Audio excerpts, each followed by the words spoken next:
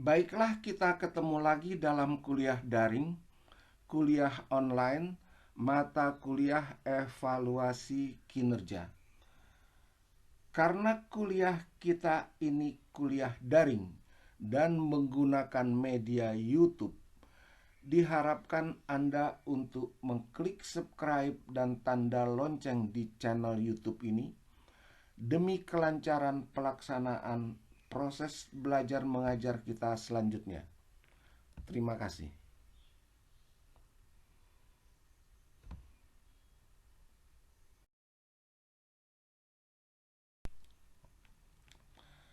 Mata kuliah evaluasi kinerja, kuliah kedua, hubungan strategi bisnis dengan kinerja karyawan sebuah organisasi atau perusahaan.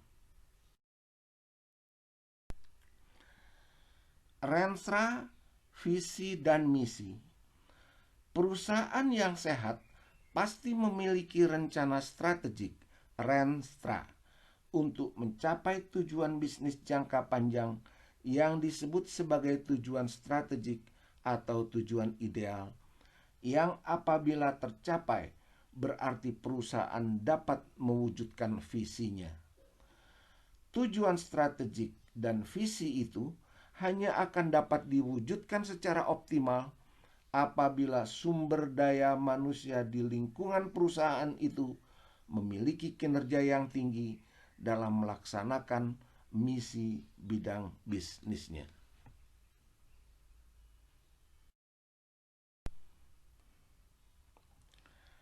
Visi. Visi adalah kondisi terbaik yang ingin dicapai perusahaan di masa mendatang. Waktu untuk mengukur terwujudnya visi berlangsung setelah melaksanakan satu rencana strategik, yaitu sekitar 10 sampai dengan 15 tahun. Visi merupakan gambaran yang jelas tentang apa yang akan dicapai, berikut rincian dan instruksi setiap langkah untuk mencapai tujuan. Visi juga dapat diartikan sebagai sudut pandang ke masa depan dalam mewujudkan tujuan strategik atau ideal yang pelaksanaannya dituangkan dalam misi sekarang dan di masa depan.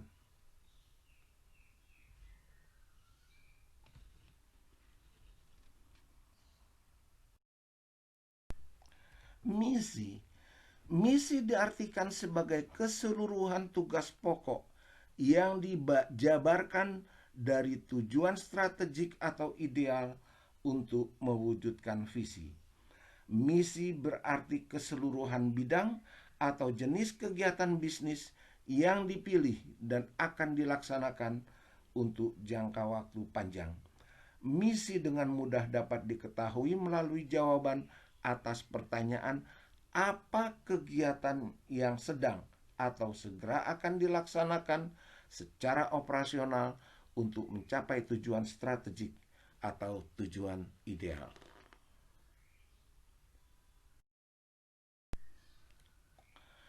Renov. Dengan merumuskan misi secara jelas, dapat diketahui kinerja SDM yang dibutuhkan untuk melaksanakannya dalam jangka waktu panjang.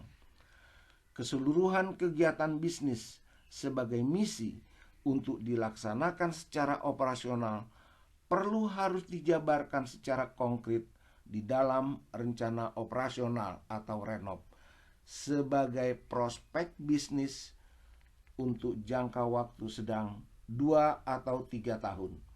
Renov adalah rencana operasional sebagai tahapan dari Renstra.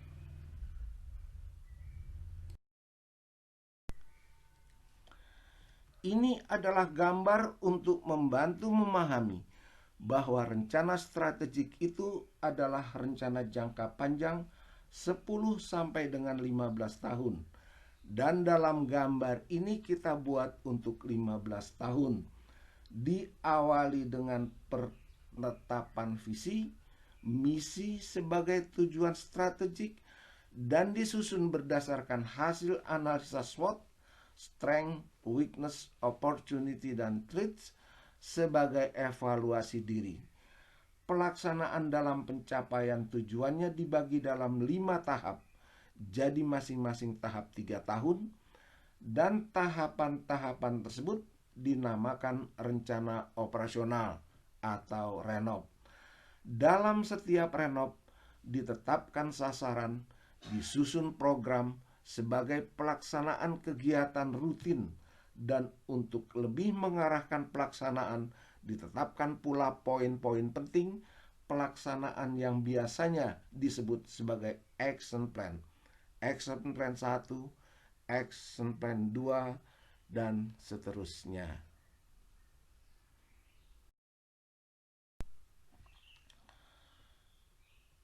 Rencana operasional atau renov sebagai penjabaran dari Renstra pada dasarnya merupakan langkah-langkah bisnis yang pelaksanaannya memerlukan kinerja yang optimal dari para manajer, tenaga profesional, dan seluruh karyawan.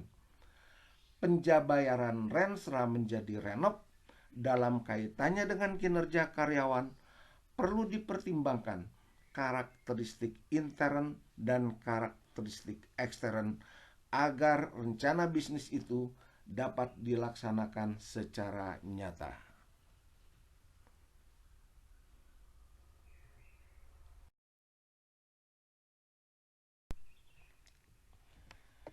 Dan ini gambar penyusunan rencana strategis yang berhubungan dengan kinerja karyawan. Didasarkan oleh karakteristik internal dan eksternal, lalu dijabarkan ke dalam rencana operasional bisnis yang memerlukan karyawan dengan kinerja karyawan yang akan melaksanakan kegiatan bisnis tahun-tahun berjalan. Karakteristik internal.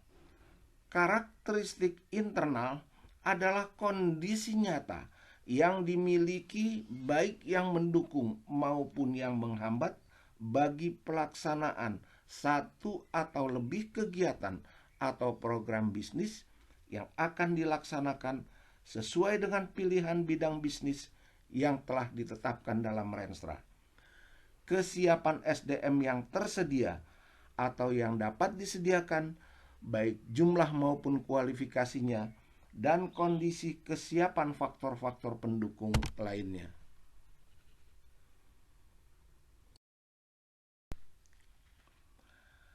Karakteristik eksternal mengevaluasi dan mempertimbangkan kondisi di luar perusahaan yang diperkirakan berpengaruh secara positif atau bersifat mendukung, dan sebaliknya yang akan menjadi penghambat. Kondisi persediaan atau supply SDM di pasar tenaga kerja yang memenuhi kualifikasi yang kemungkinan dibutuhkan dalam proses produksi dan pemasaran, dan bidang kerja lainnya sekarang dan di masa depan.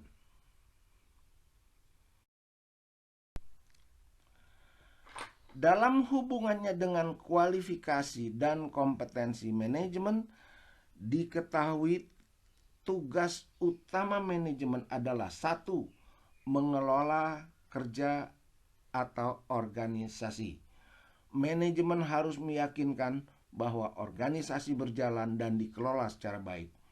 2. Mengelola manusia. Manajemen adalah upaya untuk mencapai tujuan dengan mendayagunakan manusia. Ketiga, mengelola produksi dan organisasi.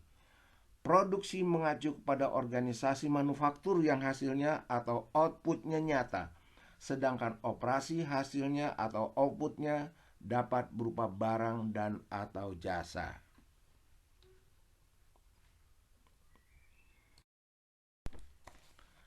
Level kemampuan manajemen. Dalam memberdayakan manusia, para manajer di berbagai level digambarkan pada diagram di bawah ini. Dari diagram ini jelas betapa pentingnya kemampuan memberdayakan sumber daya manusia yang posisinya sama besarnya pada setiap level atau jenjang manajemen.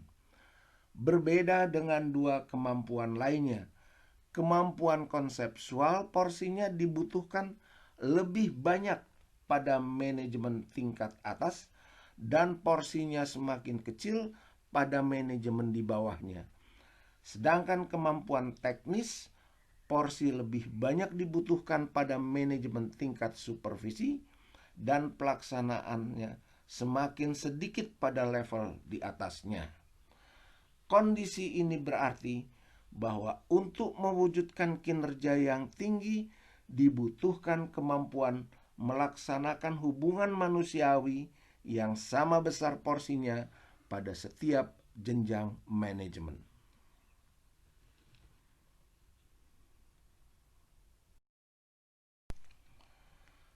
Pencapaian kualitas kehidupan kerja atau K3.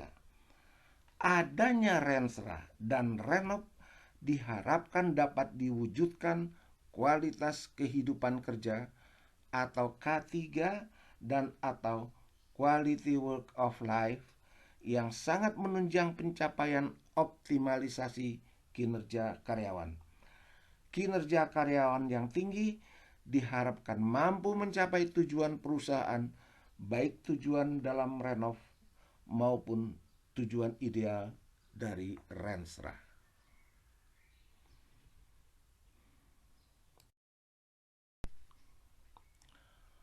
Quality of work life atau kualitas kehidupan kerja. Quality of work life pada dasarnya bermakna usaha manajemen dalam memberdayakan SDM yang dilakukan secara sistematis sehingga selalu memiliki rasa puas dalam bekerja sebagai kondisi yang kondusif untuk melaksanakan perubahan di lingkungan organisasi.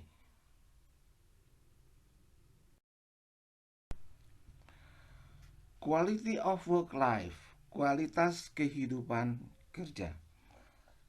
Quality work of life versi pertama terdiri dari beberapa unsur yang harus menjadi concern semua manajemen di berbagai level, yaitu A.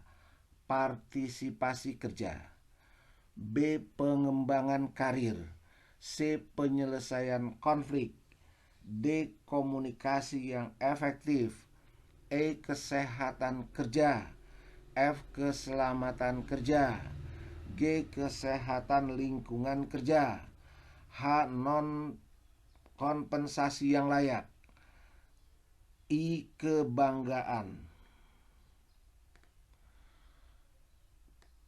Quality work of life versi kedua mempunyai unsur yang harus diciptakan kondisinya menjadi baik adalah A. Supervisi yang baik, B. Upah gaji dan insentif yang baik, C. Ada imbalan atas prestasi kerja yang baik, D.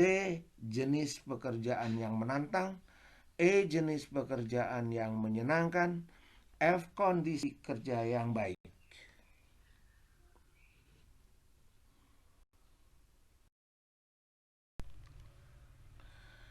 Ini gambar dari KWL versi pertama dan unsur-unsurnya yang pada kesempatan lain akan kita bahas lebih rinci.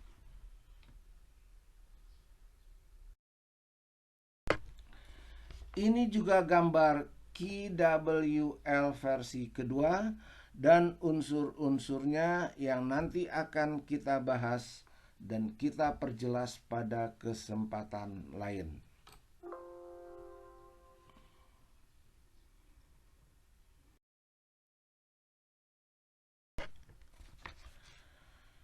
Demikian kuliah kedua kita untuk mata kuliah evaluasi kinerja.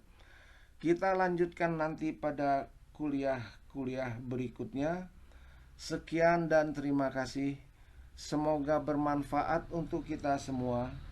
Wassalamualaikum warahmatullahi wabarakatuh.